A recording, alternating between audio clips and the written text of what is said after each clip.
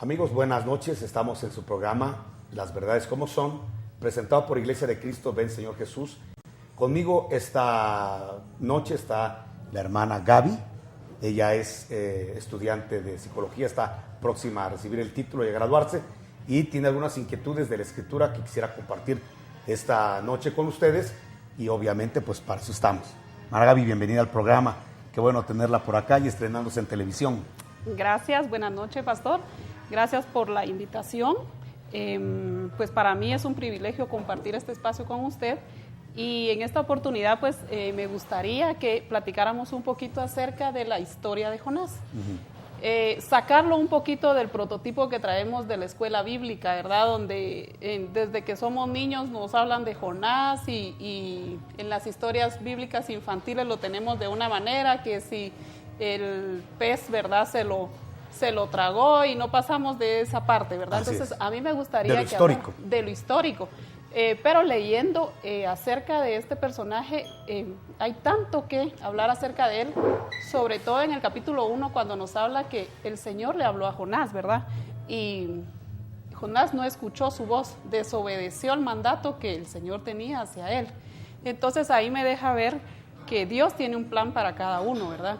Y hay consecuencias tanto positivas como negativas en el momento que nosotros desobedecemos la palabra, ¿verdad?, de lo que Dios quiere para nosotros. Entonces me gustaría que usted nos hablara acerca de las consecuencias que trae el no escuchar la voz de Dios, cómo escucharla, ¿verdad? Muy bien.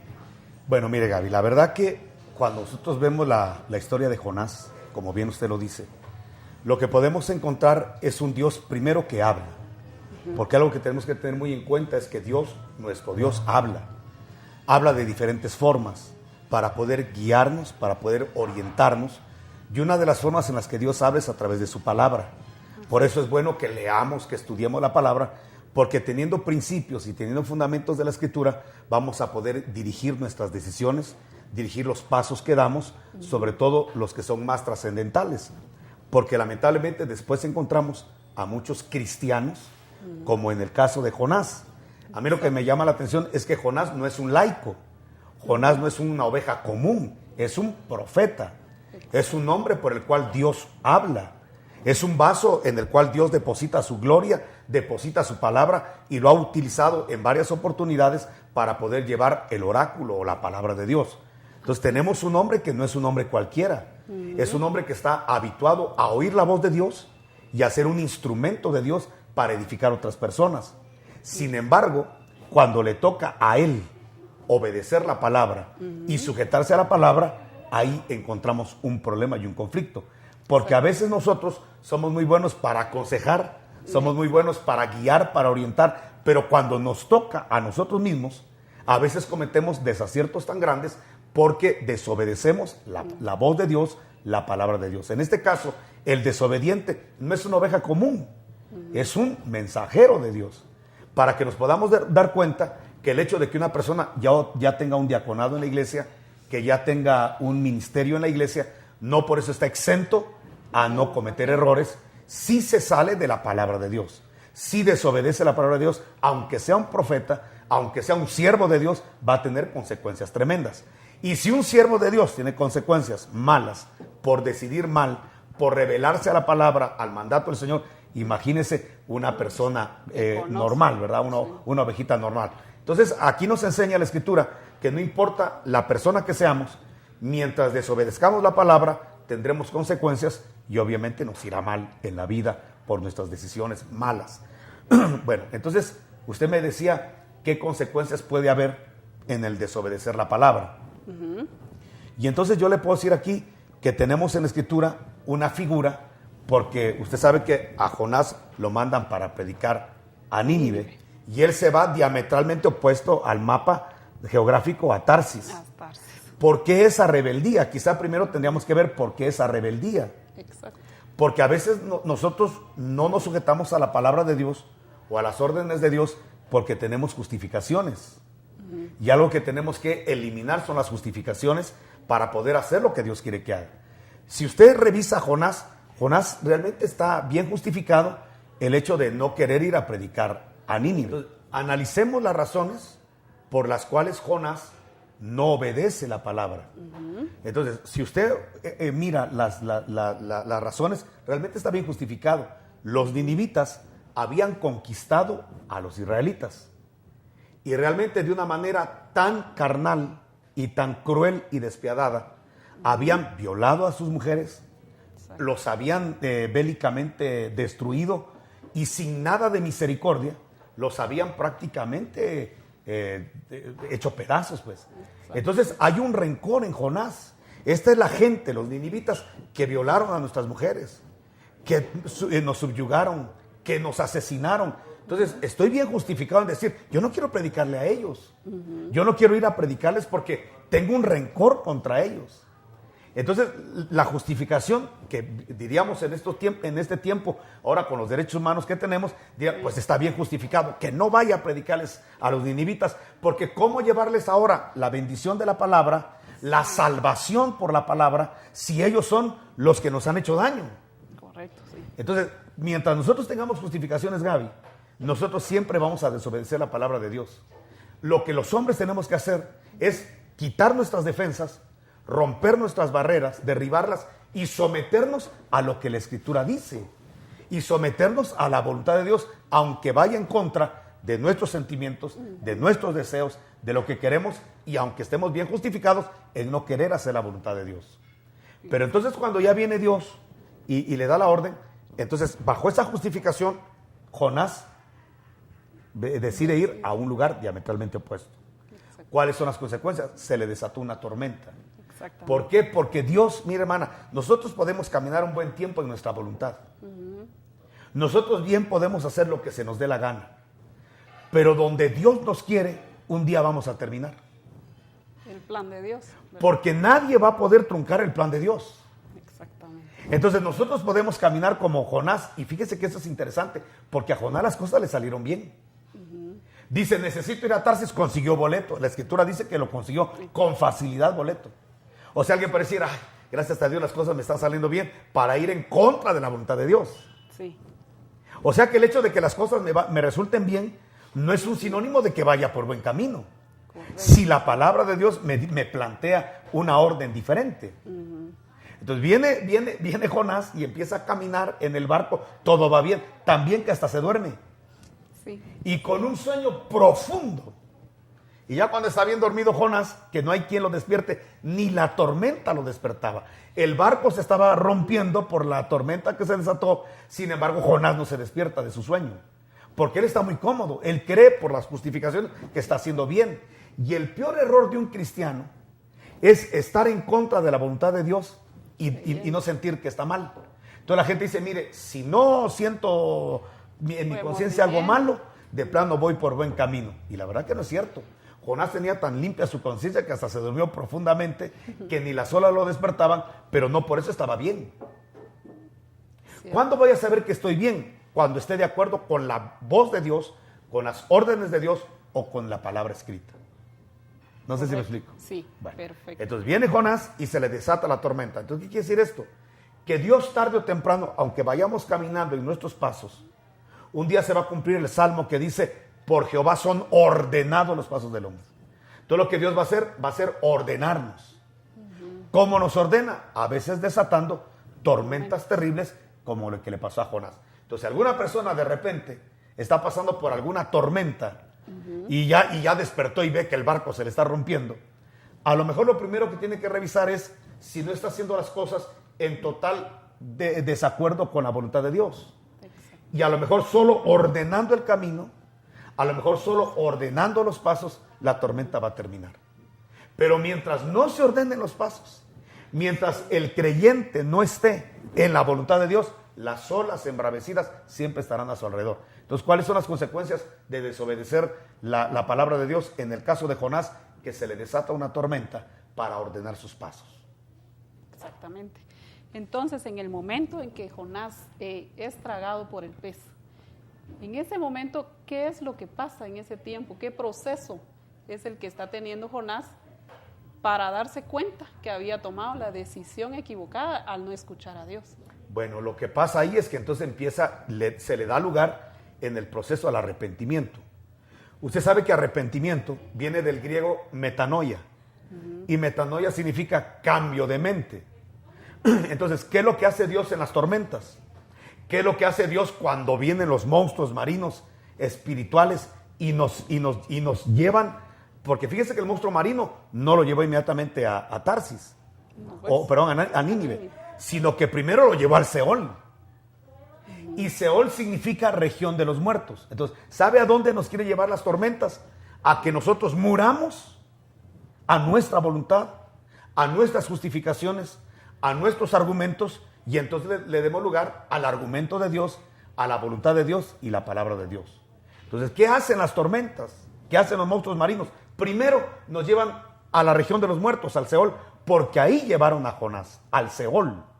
Dice la versión de las Américas que en el corazón del Seol, ahí Jonás clamó. Entonces, ¿a dónde nos llevan los problemas que se desatan cuando Dios quiere ordenar nuestros pasos? ¿A dónde nos van a llevar? Nos van a llevar a un lugar donde nosotros mismos muramos a nuestra alma y le digamos: Señor, ya no más defensas, ya no más argumentos, voy a hacer lo que tu palabra dice. Le voy a poner un ejemplo. Sí. ¿Cuántas mujercitas hay? Y luego que las mujercitas son muy expertas en guardar rencores por la memoria fotográfica que tienen. Sí. Fíjese que a veces hay hombres que a mí me dicen: fíjese, hermano, que en la discusión que tuvimos con la señora, fíjese que yo tengo argumentos para poderle debatir lo que ella dice, pero como yo no tengo frescas las cosas, porque pasaron hace 7, 10 años, entonces yo tengo que esforzarme para poder recordar realmente el acontecimiento y el contexto de la situación. Pero la señora lo tiene tan fresco que en ese momento saca sus argumentos, sus debates y dice, y al hombre lo agarra muy desprevenido, porque el hombre tiene que esforzarse para poder recordar realmente lo que sucedió, mientras que una mujercita lo tiene muy fresco. ¿Qué le quiero decir con esto? Que a veces hay muchas mujercitas que guardan mucho rencor. Sí. Una de las enfermedades muy comunes de la mujer es que se amarga. Sí. Una de las enfermedades muy comunes en las mujeres es que les cuesta perdonar. Entonces, alguna mujer puede decir: pero es que mi hermano, a mí me hicieron esta injusticia, a mí me traicionaron de esta manera. Y puede justificar el rencor que tiene, puede protegerlo con argumentos, es decir, yo tengo razón de odiar, yo tengo razón de estar amargado, de estar deprimida, y puede crear una protección con argumentos de lo que siente. Pero la Biblia es muy clara. La Biblia es clara en establecer que nosotros tenemos que perdonar porque no somos el basurero del diablo. Y el rencor, el odio, el resentimiento, eso es basura. Y usted no puede guardar eso porque no es basurero. Entonces tiene que sacarlo, tiene que perdonar, tiene que hacer los pasos que dice la Escritura. Pero mientras tengamos argumentos, nosotros no vamos a llegar a la voluntad de Dios. Entonces, ¿qué hace Dios? A veces nos mete a procesos.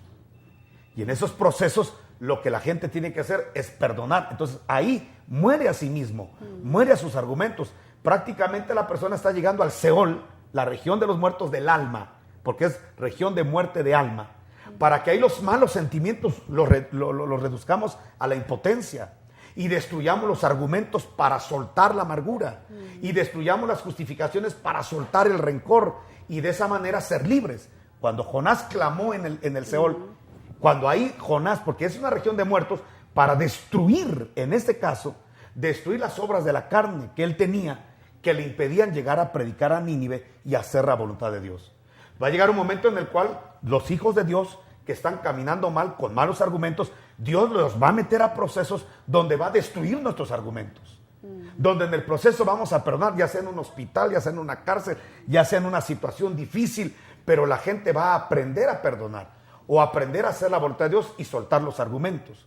Cuando eso suceda, entonces el monstruo marino ya lo lleva a donde corresponde, a Nínive.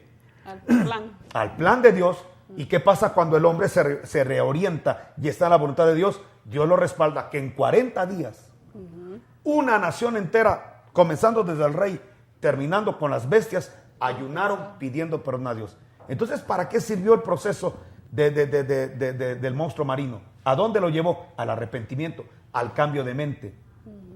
Al decir, al dejar el pensamiento de, es que me traicionó, es que me hizo daño, es que me robaron, es que me estafaron, es que no me tomaron en cuenta. Y ese argumento, ese es destruido. Entonces hay una metanoia, un cambio de mente, donde la gente a través del arrepentimiento ya cambia y dice, bueno, la verdad que a lo mejor no soy ni mejor que el que estoy juzgando, Y aún fuera yo mejor, no soy quien para juzgarlo, lo perdono, lo suelto y cambio mi vida. Y reoriento mis pasos a la voluntad del Señor, que al final es lo que necesitamos nosotros, estar en la voluntad de Dios para que la bendición y el respaldo de Dios esté con nosotros.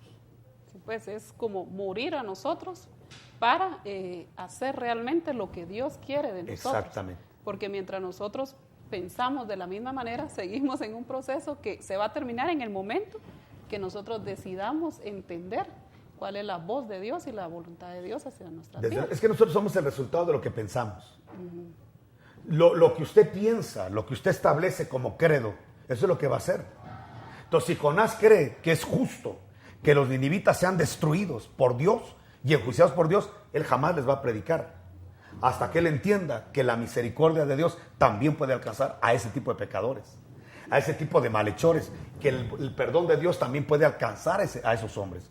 Cuando nosotros cambiamos nuestra mente, quitamos los argumentos nuestros y ponemos los de Dios, es muy fácil caminar, no solo en la voluntad de Dios, sino en la bendición de Dios. Porque note que el hombre más respaldado de la Biblia es Jonás. Yo nunca he leído de otro hombre que en 40 días convierta una nación para Dios. Exactamente. Es el único hombre que en 40 días, mire qué tiempo récord, hace que hasta el rey, los príncipes, la corte, todo el pueblo, y eran politeístas, esos eran paganos, eran bárbaros. Sin embargo, toda la nación de inconversos, de hombres sanguinarios, se convirtieron gracias a un hombre que tuvo que cambiar su mente, soltar sus argumentos para estar en la voluntad de Dios. Dios siempre nos va a respaldar, Gaby, mientras estemos en la voluntad de Dios. No vamos a tener el respaldo de Dios mientras estemos en nuestra voluntad. De igual manera, pues acá nos muestra la misma historia, la misericordia, ¿verdad? Porque al final, pues el Señor tuvo misericordia de Jonás en el momento en el que fue expulsado, ¿verdad? Del pez, en el momento que ya Jonás recapacitó y se dio cuenta que estaba actuando. O sea que Dios no quería destruir a Jonás, no quería destruir sus argumentos. Exacto. Quería destruir lo que impedía que él estuviera en su voluntad. Entonces, en los procesos que nosotros tenemos de Dios, cuando dices que Dios no me ama porque mire lo que me está pasando, al contrario, te ama. Porque el pez que va a ser enviado a tu vida para ordenar tus pasos, el mar embravecido que se va a levantar a tu alrededor para hasta querer destruir la barca, no es porque Dios quiera destruirte. Lo que quiere destruir son tus malos argumentos. Lo que quiere destruir es tu mala doctrina. Lo que quiere destruir son tus justificaciones que no permiten que estemos en la voluntad de Dios. Eso es lo que Dios quiere destruir, no a la persona, sí, sino lo que hace que la persona camine en los pasos totalmente desorientados a la voluntad de Dios. Sí, porque a veces se confunde, ¿verdad? La persona piensa que todo lo que le está pasando en realidad es algo en contra de él, ¿verdad? O de la persona, cuando nosotros somos los que decidimos en qué momento votamos y cambiamos todos esos pensamientos, esos paradigmas, ¿verdad? Que no nos permiten ver más allá y que el Señor pues nos quiere mostrar en gran misericordia, ¿verdad? Para poder llevarnos al plan que Él tiene desde un principio hacia nosotros. Y fíjese que no fue tan fácil para Dios. Primero desata la tormenta y no se despierta. Lo tienen que arrojar al mar y fíjese que no fue inmediatamente que clamó. No fue el primer día que clamó. No fue en el segundo día. Hasta el tercer día Jonás clama y bota sus argumentos. Fíjese que a veces los hombres somos tan necios, los seres humanos, que Dios quisiera que la tormenta durara muy poco tiempo, despiértate y se acabó. Pero hay gente que ni en la tormenta se despierta. Y fíjese que Jonás sabía que él era el culpable de esa tormenta.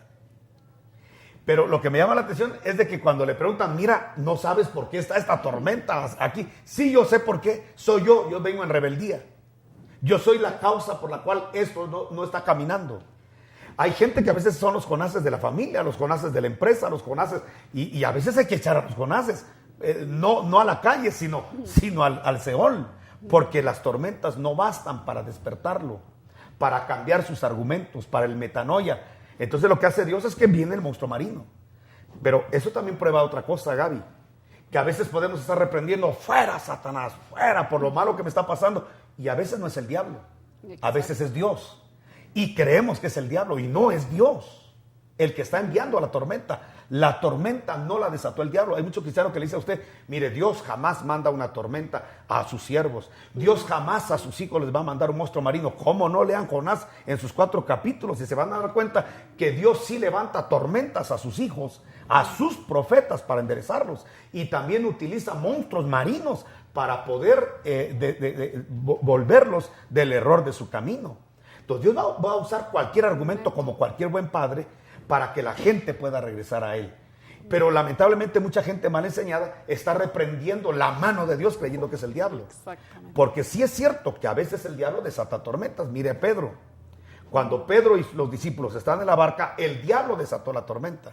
Pero en el caso de Jonás fue Dios el que desató la tormenta. Entonces tenemos que discernir cuándo es el diablo para reprenderlo y las operaciones de las tinieblas y cuándo es Dios el que está levantando la tormenta porque estamos caminando mal.